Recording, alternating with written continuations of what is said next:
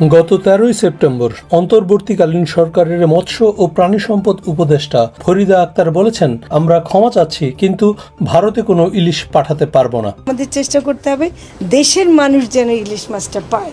এর বিপরীতে আমরা সপ্তাহখানেকের মধ্যে জানতে পারি ভারতে 3000 টন ইলিশ রপ্তানির অনুমোদন দিয়েছে সরকার। বাংলাদেশের মানুষ যেখানে পর্যাপ্ত ইলিশ খেতে পারছে না, সেখানে সরকার কেন ভারতে ইলিশ রপ্তানির সিদ্ধান্ত নিচ্ছে? আমি বছরে একটা ইলিশ মাছ খাইতে পারি না। জাতীয় মাছ ইলিশ কিন্তু কিনতে পারবে না। আমি দেশের ভিতরে চাহিদা পূরণ না করে রপ্তানির ব্যবস্থা করে ফেলছি। এখন প্রশ্ন হচ্ছে, ভারতে ইলিশ রপ্তানি কি বাংলাদেশে ইলিশের দাম বৃদ্ধির একমাত্র কারণ, নাকি এর পেছনে অন্য কোনো রহস্য আছে? আজকের ভিডিওতে আমরা এই প্রশ্নটার উত্তর খুঁজব। এর পাশাপাশি জানতে চেষ্টা করব বাংলাদেশের মানুষ কেন ইলিশ খেতে পারছে না। ভারতের ইলিশ মাছ রপ্তানিতে অনুমোদন। মাছের দাম অতিরিক্ত, দাম এত কেন? আমি একদিন ইলিশ কিনে ভাই। মাছ তো নাই সেতুল বাবু। আছে ইলিশ মাছ, নিয়ে যাও বাড়িতে সবাই। ইলিশ বাংলাদেশের জাতীয় মাছ। বর্তমানে বিশ্বের মোট ইলিশের 86% উৎপাদিত হচ্ছে বাংলাদেশে।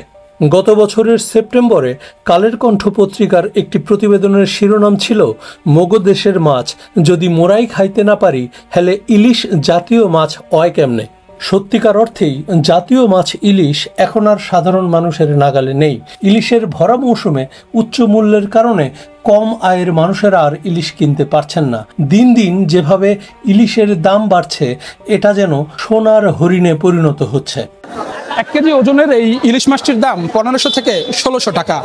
দাম নাগালের বাইরে, ইলিশ মাছের কাছেও যেতে পারে না।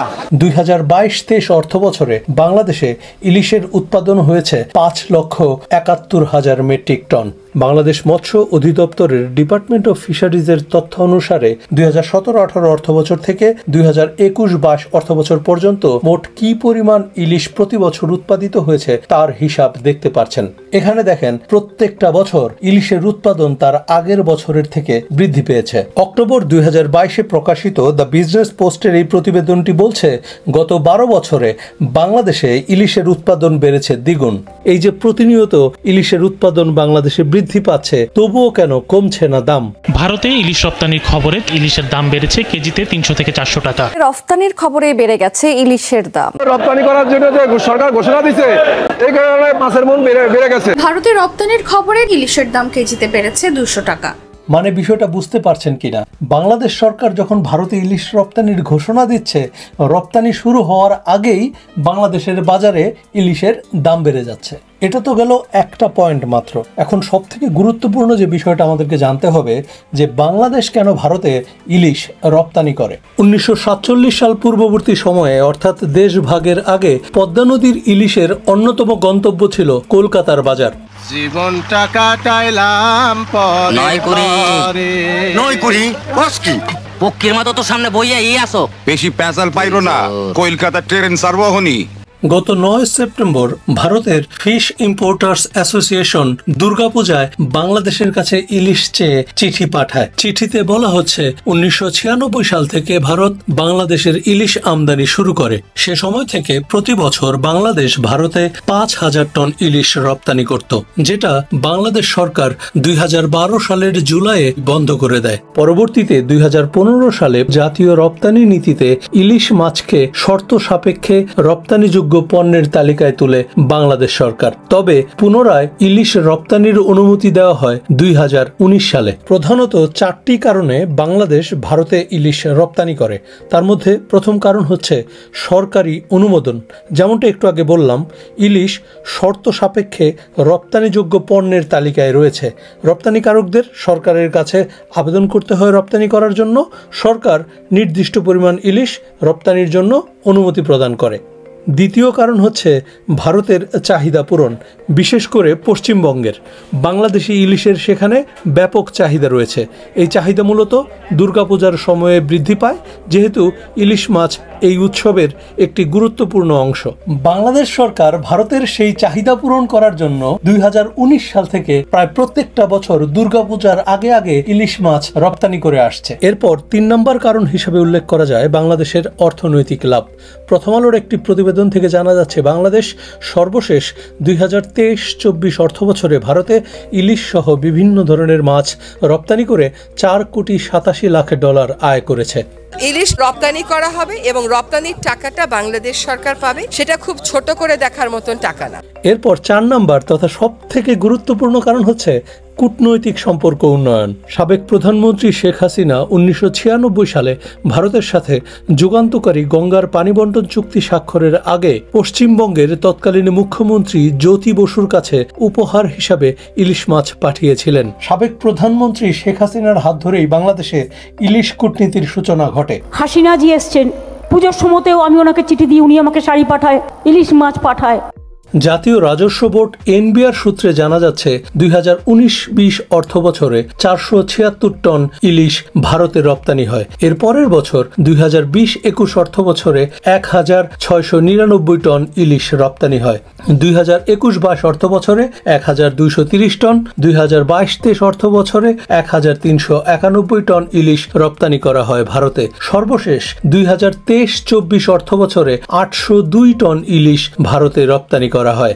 অর্থাৎ 2019 সাল থেকে 2024 সাল পর্যন্ত এই 5 বছরে সর্বমোট 5598 টন ইলিশ ভারতে রপ্তানি হয়েছে। এখন আমরা যদি এই তালিকা থেকে দেখি যে কোন বছর সবথেকে বেশি ইলিশ ভারতে রপ্তানি হয়েছে, তবে সেটা হবে 2020-21 অর্থবছর। দেখেন সে বছর 1699 টন ইলিশ ভারতে রপ্তানি হয়েছিল। এর বিপরীতে সেই একই বছর ইলিশের মোট উৎপাদন হয়েছিল কত, আপনারা একটু আগে দেখেছেন। দেখেন 2020-21 অর্থবছরে ইলিশের মোট উৎপাদন ছিল 5,65,183 টন। এখন আমরা যদি শতকরা হিসাবের সহজ সূত্র ব্যবহার করি তাহলে বিষয়টা দাঁড়ায় 2020-21 অর্থবছরে বাংলাদেশ থেকে ভারতে ইলিশের মোট উৎপাদনের 0.30% রপ্তানি হয়েছে। একইভাবে অন্য বছরগুলোতেও যদি আমরা হিসাব করি তাহলে দেখা যাবে ইলিশের মোট উৎপাদনের খুবই সামান্য পরিমাণ ভারতে রপ্তানি হচ্ছে। অর্থ বাণিজ্য উপদেষ্টা ডক্টর সালেউদ্দিন বলেন, ভারতে যে পরিমাণ ইলিশ পাঠানো হচ্ছে তা চাঁদপুর ঘাটের একদিনের কম। কিন্তু এখানে যে বিষয়টা উপদেষ্টা মহোদয় বা বাংলাদেশ সরকার বুঝতে পারেন না সেটা হচ্ছে যত সামান্য পরিমাণ ইলিশ বাংলাদেশ থেকে ভারতে রপ্তানি হোক না কেন, রপ্তানির খবর জানাজানি হওয়ার সাথে সাথে বাংলাদেশের বাজারে বেড়ে যাচ্ছে ইলিশের দাম। এখন আপনি প্রশ্ন করতে পারেন এটা কেন হচ্ছে? সিন্ডিকেটের কবলে ইলিশ, ধরা ছোঁয়ার বাইরে দাম।